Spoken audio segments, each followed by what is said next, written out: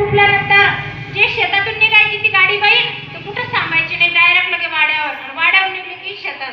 शांताबाईला वाटलं हा रोजच माझ्या दारून आता घेऊन जातो गाडी बैल, आता याला जाऊ देणारच नाही मी आज. शांत काकू अशा उभ्या राहिल्या आणि आली ना बैल जोडी नवीन गोरे, आणि तो गाडीवाला मालक म्हणू लागला, शांता काकू नवीन गोरे आहे, तुम्ही बाजूला व्हा, तुमच्या अंगावर येईल. शांता काकूने आणखीन पदर कमरेला खोचला आणि आणखीन म्हणे, कशी आहात तू माझ्या अंगावर तर पाहते मी.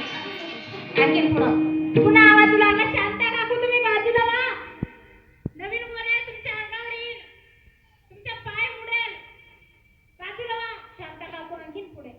जशी बैलगाडी आली तशी शांता काकूच्या पायावर.